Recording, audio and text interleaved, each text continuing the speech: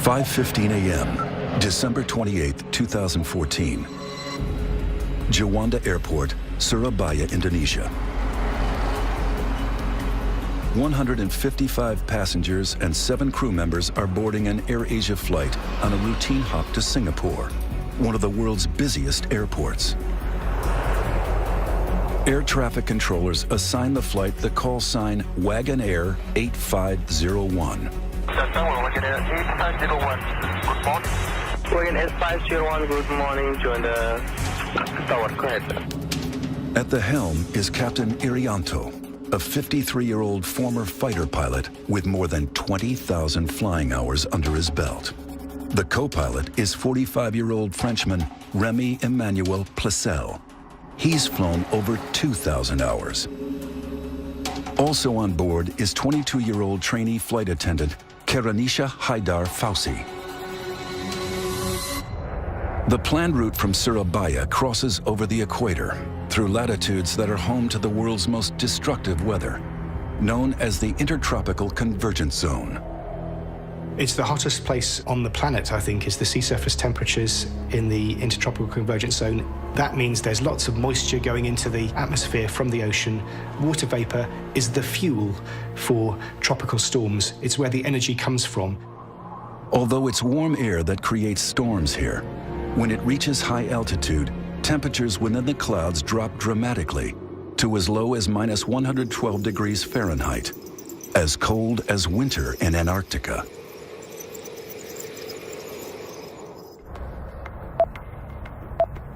Last quarter, AirAsia 8501, gain Q7. Inside the operations center, the weather is constantly monitored.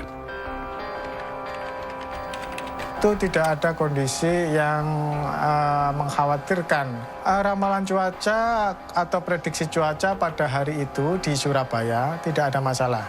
Tetapi di Singapura yang kami terima tafornya memang ada kondisi hujan ringan. The forecast is clear, but that could change at any moment. Basically, it's the bread and butter of the pilots flying in the tropics, is that they are always, on virtually every flight, flying around thunderstorms. Juanda Airbus ready for start and push back.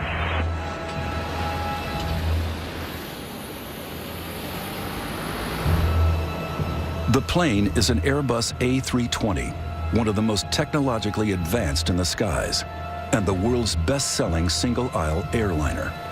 Wagon Air 501 clear to Singapore, Mike 635, level 240 initial. This plane has flown 13,500 times, covering more than 23,000 flight hours. Wagon Air 501 clear to take off.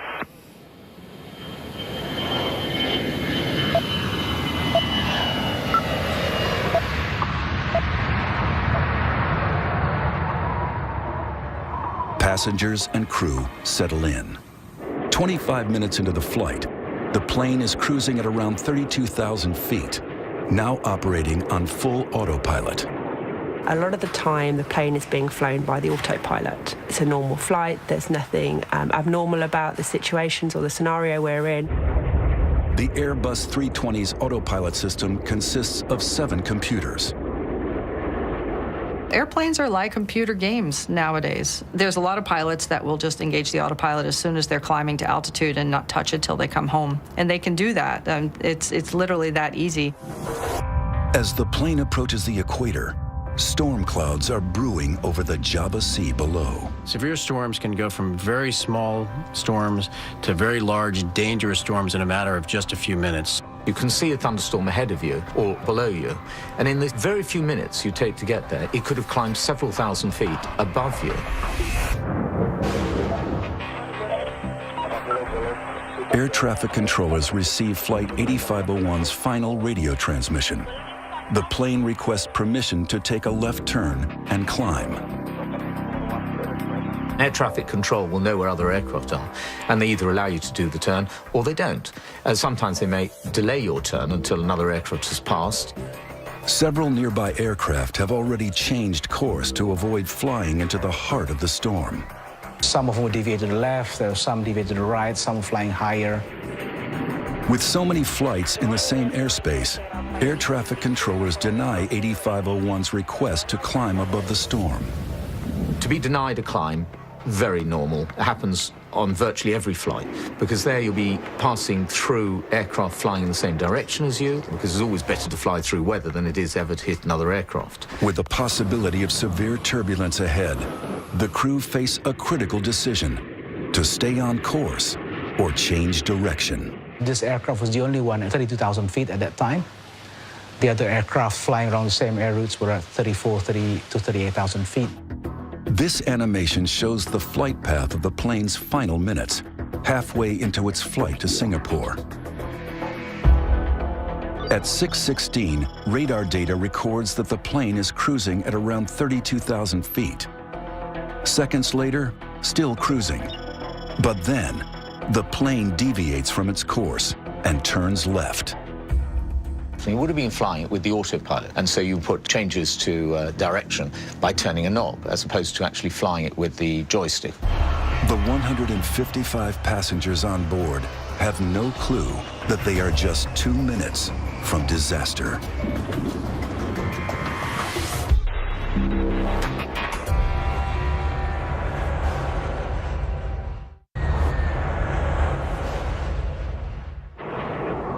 December 28th, 2014.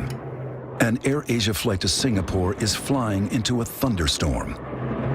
Modern airliners are designed to withstand the turbulence produced by severe weather, but a thunderstorm is not a place any pilot wants to be.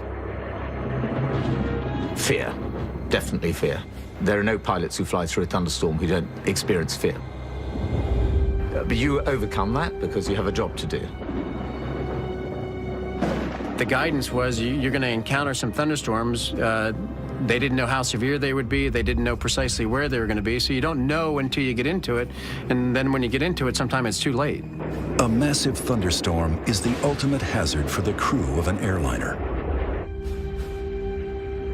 In the last 50 years, bad weather has been a factor in over half of fatal commercial air accidents. I mean, there's so much energy that's being released in a storm like that. It's just chaotic. It's dangerous. It's turbulent. And there's an added force of nature to contend with: total lightning. Total lightning is both the cloud-to-ground lightning that we're all accustomed to seeing when it hits the ground, but in severe storms, there's 10 times as much lightning that is up in the cloud. At 6:16, radar data records that the plane is cruising around 32,000 feet. But then the plane turns left, and for reasons as yet unknown, it climbs steeply.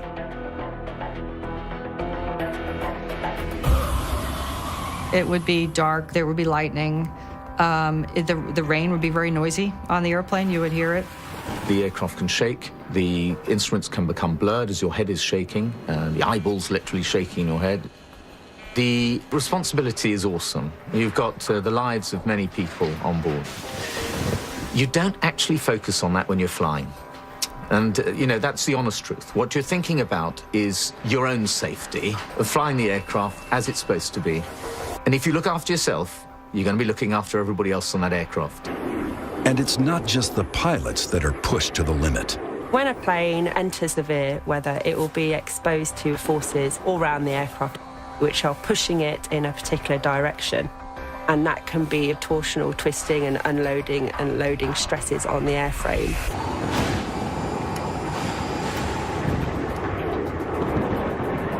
The plane climbs through 37,000 feet. As it climbs, its speed slows to just over 400 miles per hour. Just 20 seconds later, the flight is around 38,000 feet. Then, it slows down even more. At 6:18 a.m., the plane goes missing from radar.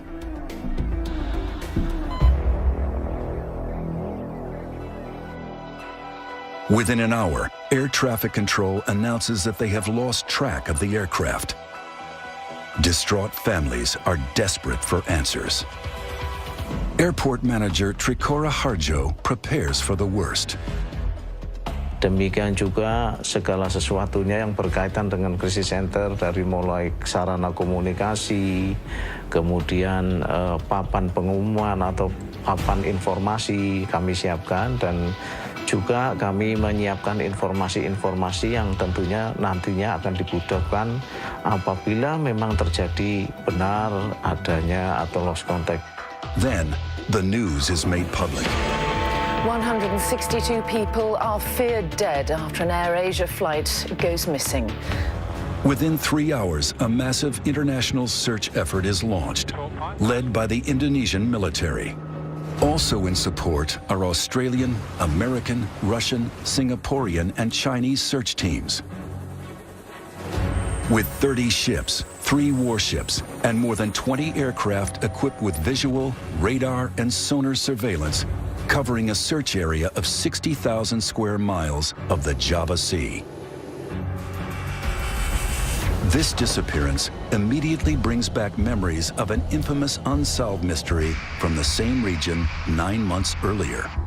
On March 7, 2014, Malaysian Airlines flight MH370 was en route from Kuala Lumpur to Beijing with 239 people on board.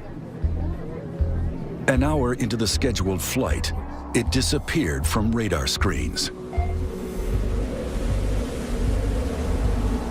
The search effort was the biggest ever launched, but it failed to find the missing plane.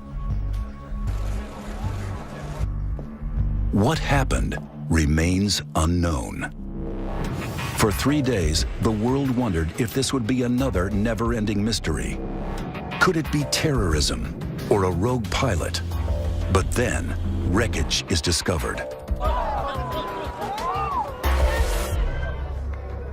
All the evidence points to the plane having crashed into the sea.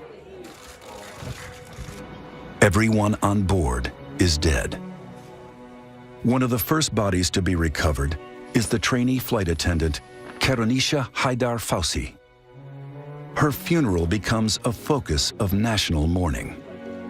Unlike MH370, there's no missing plane here. The mystery is, how did this happen? 10 days after the first wreckage is located, there's a breakthrough. The black box data recorder from the AirAsia plane, which came down off Indonesia, has arrived in Jakarta for examination. As the recovery operation continues, experts around the world begin to ask, how can one of the world's most sophisticated planes suddenly drop from the sky? We gotta know what happened. We have to know what caused it. The first thing, the most important thing for the families is they want to know what happened. They want to know the truth. And of course, they deserve to know the truth. The priority for the families is to ensure that no such disaster ever happens again. The official investigation is ongoing, but based on released information and expert analysis, it is now possible to explore the key factors which likely influence the plane's final moments, and this may change the way you feel about flying.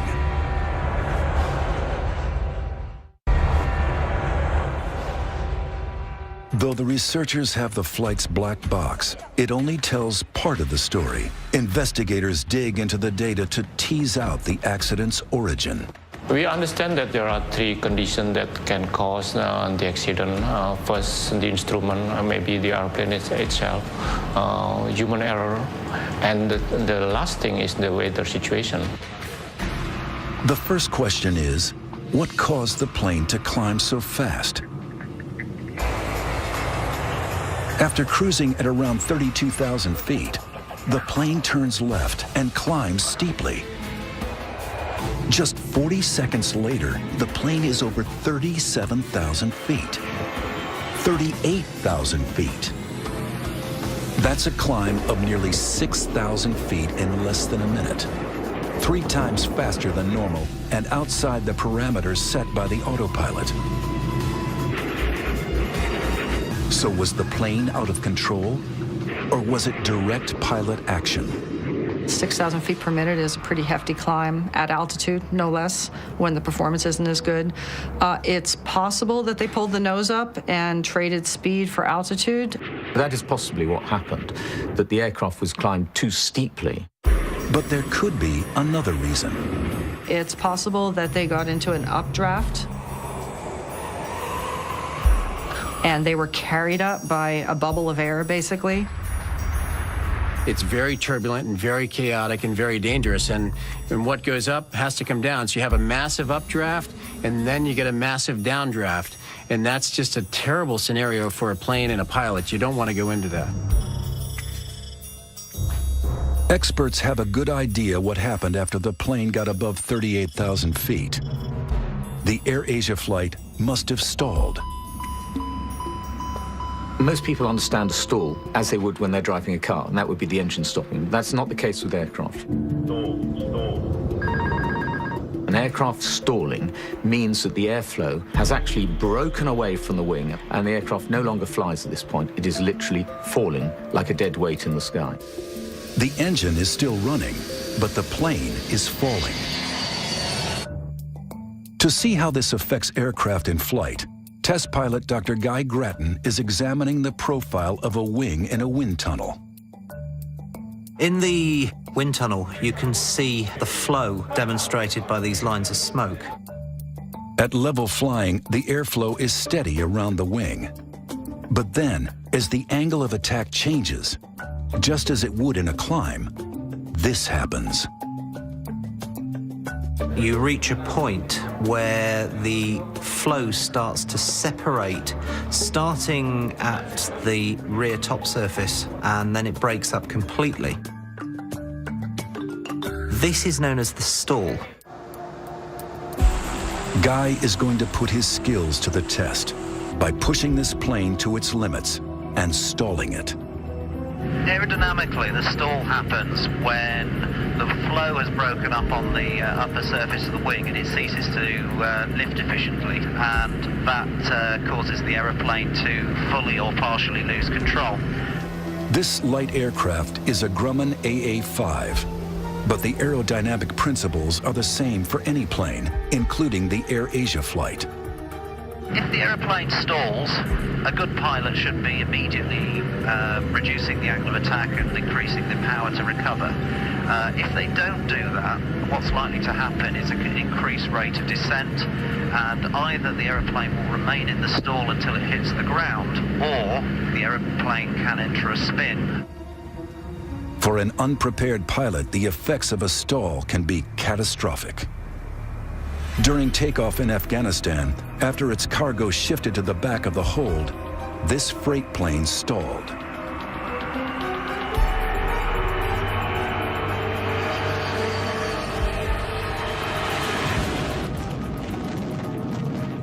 At this level, Guy is cruising, but at a very high altitude where the AirAsia plane was flying, all aircraft hit a point where speed becomes critical.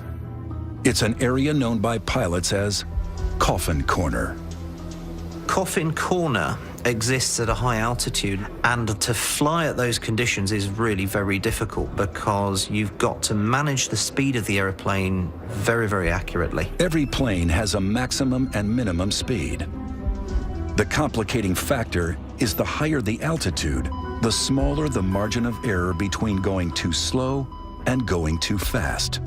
If you go high enough, what you do is reach a point where the stall speed and the maximum speed are very close together, and we refer to the aeroplane as being in Coffin Corner because if you go any faster, then you'll lose control or break the aircraft, and if you go any slower, you'll lose control of the aircraft. So it's a very vulnerable place to be.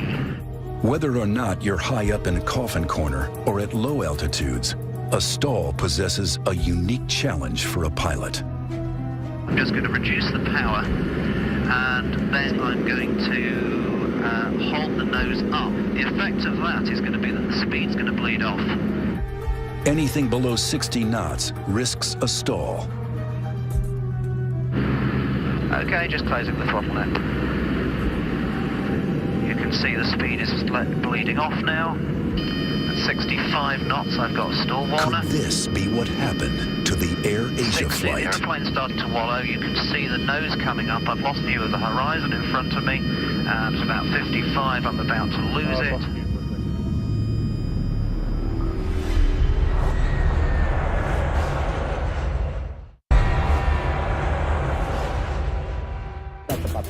the weeks after the AirAsia flight crashed into the sea, one thing emerged as a crucial factor: stalling. Okay, just closing the throttle now.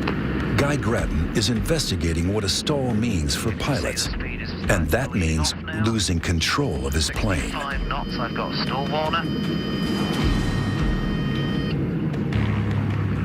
The aircraft drops 200 feet. The aeroplane has stalled, you see it pitch nose down, and I'm recovering the aeroplane from the stall. To regain control, Guy dips the nose to gain airspeed, then levels out. A very dramatic stall, if you're not expecting it, can be quite frightening. Might even lift off my seat and hit my head on the ceiling of the cockpit. All commercial airliners are put through stall tests. But is this what happened to the AirAsia flight as it climbed too steeply? And if so, how did the plane get to this dangerous point? Pilots are trained to recognize the stall. In fact, first thing pilots are trained to recognize is the approaching stall. The captain of the AirAsia flight was a former fighter pilot with 20,000 flight hours under his belt.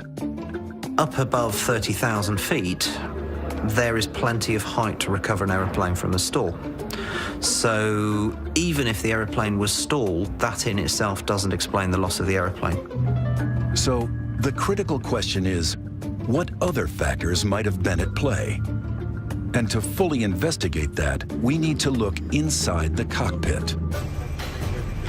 Seasoned pilot Captain John Mahan is flying an Airbus A320 flight simulator, an exact replica of the lost plane. The reason why we try to simulate what happened in an accident or incident is for learning and whether we can take that information forward to stop it happening again. And also finding out weaknesses in the system that can lead us into difficult areas. Every reading we see, every indicator we see, will be exactly what the AirAsia pilots would have seen. For all pilots, accurate instrument displays are vital. All aircraft are designed in such a way that they give you information, and it's our job and our profession to identify that information and prioritize. The instruments are everything, and you ignore them at your peril. However, if you get an instrument failure, you have to be able to recognize it. If you follow a faulty instrument, then you can cause the aircraft to over-control, and at that point, anything can happen. Flight 123, requesting climb. This simulator has been programmed to reproduce an instrument failure while climbing from 32,000 feet. That doesn't look right. Looks like unreliable airspeed to me. Check that, please. Captain, standby is indicating 0.72. 0.72. The pilots scramble to identify the fault. Current checklist, unreliable airspeed. 396 Here, knots. it's an unreliable speed indicator. Autopilot off. Flight director's off.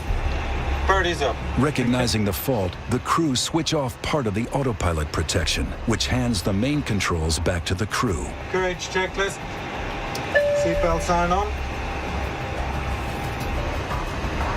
Moving to CO. Master caution. Overspeed. Caution pitch. Next, they switch off the computers related to the faulty speed indicators. Seconds later, this happens. A stall warning is an indication that you are getting into an environment where you're about to lose your lift on your wing.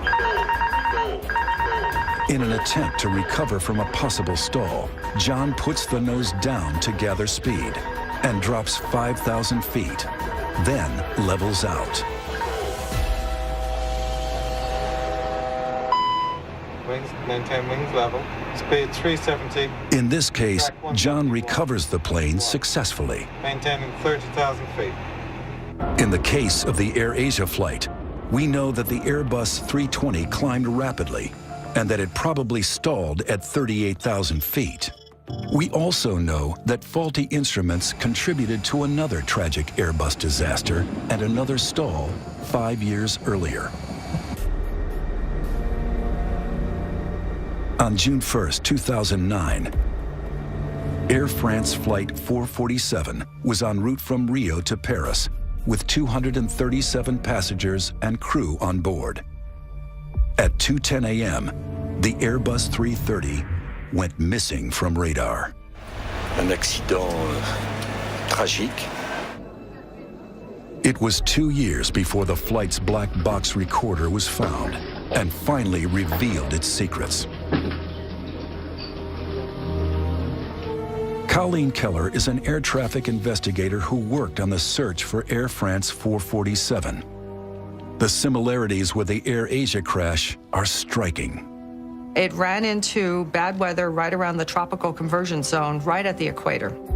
The initial malfunction was caused by the computer shutting down. On the side of the plane are metal cylinders that measure airspeed. They are called pitot tubes. The investigators discovered that the tubes had frozen over, causing the instrument readings to go haywire. The computer literally said, "I can't function, I'm confused," and it shut down. After the computer shut down, the pilots were forced to hand fly the airplane in a very difficult area, which is very high altitude. These are some of the actual words spoken by the pilots as recorded by the cockpit voice recorder. Qu'est-ce que vous faites? T'as le contrôle de l'avion là? They had the throttles back and they had the nose up, so both those combined to make it start to go very slow. They pulled the power back because they thought they were going too fast, and that put the airplane in a stall on a steep descent, like kind of a floating down descent. Unknown to the Air France passengers, the plane had dropped 10,000 feet per minute. Probably most people were sleeping or trying to sleep. There was a lot of turbulence. The lights were dimmed, and it would have felt like that the whole way down. I don't think people realized what was going on. In the cockpit, faced with unreliable instruments, the crew didn't realize that the plane was in a stall. If they had, the pilots could have recovered control. Instead, they continued to drop towards the sea. Putain, va taper. C'est pas vrai.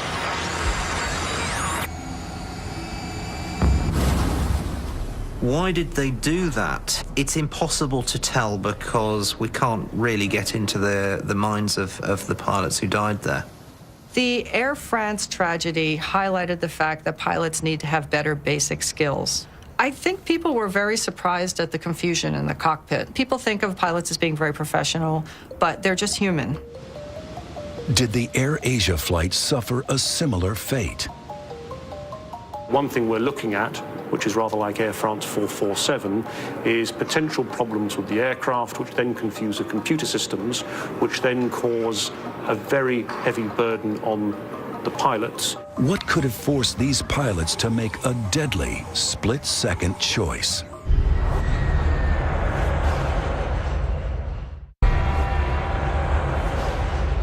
Flight 8501's tragic final moments may have come down to something seemingly innocuous: ice. Icing is a very big concern for all aeroplanes. Icing can change the aerodynamics of the plane, but as we learned from Air France, it can also affect key systems. There may well be an issue here about freezing of sensors. Satellite weather data from the day of the AirAsia crash reveals incredible freezing temperatures in the clouds. At the top of the storm, it's nearly as cold as the coldest day in Antarctica, as low as -112 degrees Fahrenheit. This wind tunnel replicates flying through a typical cloud at a temperature of just -4 degrees. Here, a pitot tube is put to the test. If the heaters that are supposed to keep the tubes warm fail, this happens. Ice blocks the tube, which means in the cockpit, the readings the pilots receive could be incorrect. But with no suggestion from the AirAsia authorities that these airspeed indicators failed, it remains speculation. The most plausible theory is potential problems with the aircraft and then how the crew responded to what the aircraft was doing. That the plane fell out of the sky is not in doubt. But what happened during its fall could shed light on the flight's final moments. In the weeks after the crash, there were reports that the plane had exploded before it hit the sea. Based on released information, this is what we can piece together. At an altitude of around 38,000 feet, the plane loses speed. Then it drops. Some experts estimate that at that point, it falls at a rate of 20,000 feet per minute, twice as fast as the Air France disaster,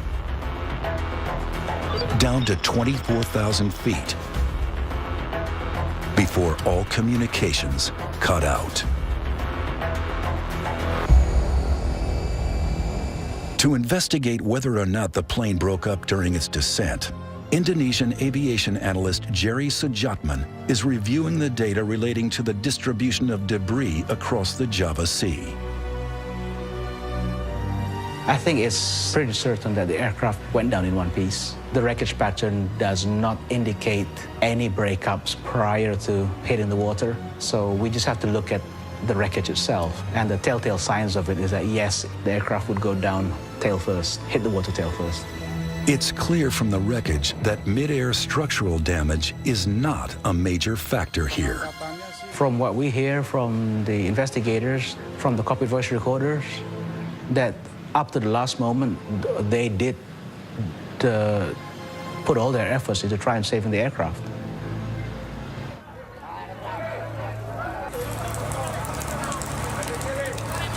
The official investigation is ongoing. But one thing most experts agree on is that severe weather was a factor in both the Air France and AirAsia crashes. In the last 50 years, weather has contributed to over half of all fatal commercial airliner accidents. But there's one type of turbulence that doesn't occur in stormy skies, and it could affect all of us.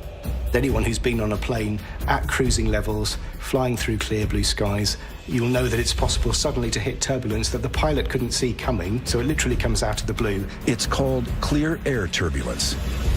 At the moment, there's no onboard electronics that can see it. The pilot can't see it. It really is invisible. Inside pockets of air, wind direction changes suddenly and severely. It's been known to cause structural damage to planes and has caused injury and death. The shocking truth is that an AirAsia type event could happen anywhere in the world today. There's still not the technology in place for controllers and pilots to make sure that they don't fly into severe weather. Here at the University of Tokyo, Professor Suzuki is looking to change that. I believe the air travel becomes safer and safer. However, we have to establish a new technology to overcome the weather conditions. Clear air turbulence is invisible, so it's very difficult for an aircraft. It can change the acceleration of the aircraft and attitude suddenly. It's very dangerous. This device is designed to detect it. Behind this lens is a shortwave ultraviolet laser. It's a technology called LiDAR. It detects clear air turbulence by spotting currents of water molecules. This is our LiDAR systems. It's prototype one. And this is an optical antenna. And this antenna can receive the reflection from a laser beam. In flight tests, this LiDAR system detects the range of moving water molecules in the air at a distance of up to 18 miles. The aim is to develop a more streamlined onboard turbulence early warning system within years. So there is a possible future there for us in which we could see fleets of airlines fitted with this technology, making encounters with severe turbulence a thing of the past. There's one more advance being rolled out that is set to revolutionize our skies. And it might help prevent an AirAsia type crash in the future by tracking planes in real time.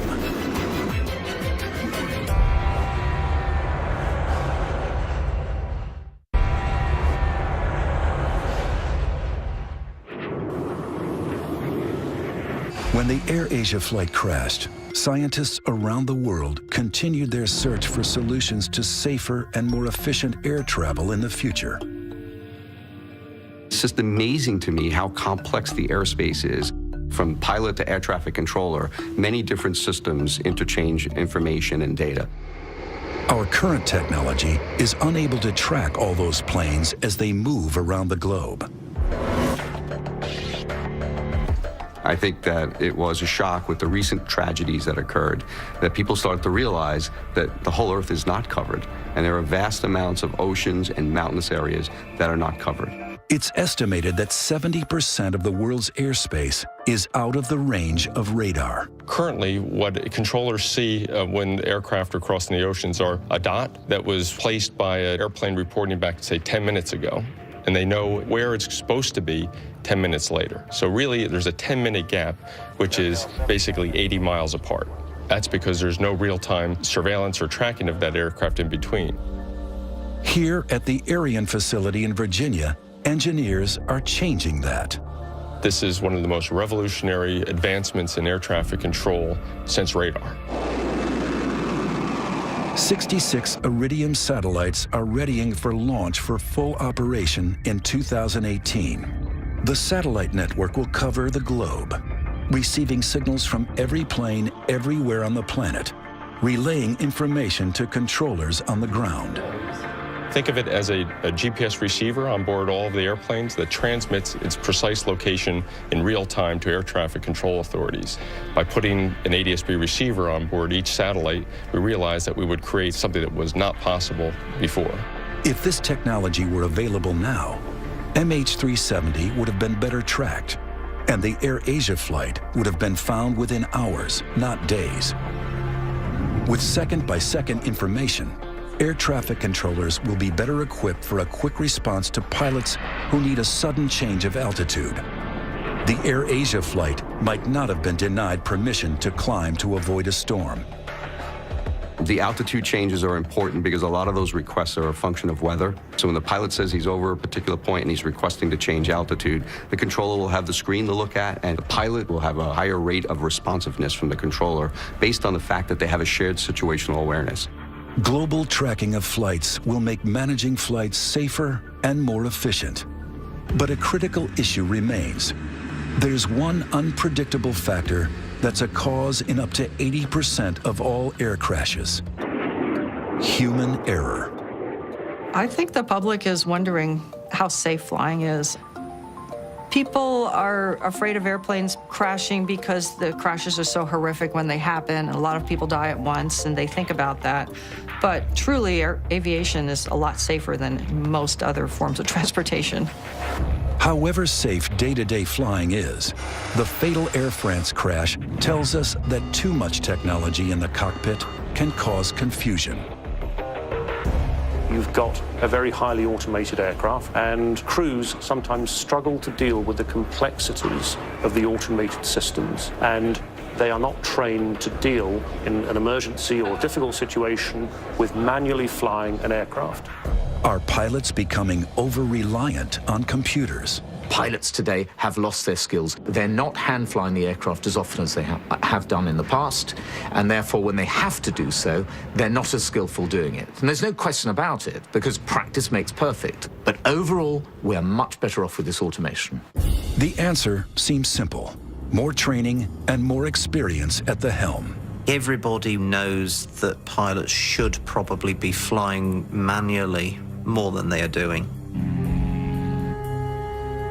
Technological advances are seeking to keep up with ever-increasing demands for travel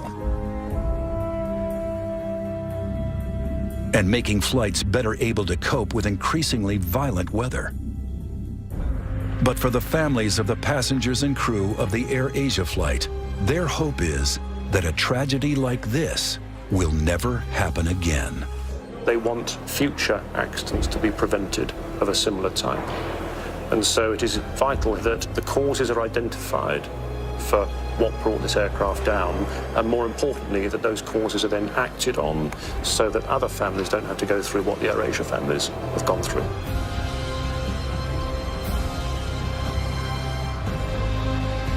This accident, to me, is a very sad one because I see Indonesia AirAsia as probably the safest Indonesian airline there is.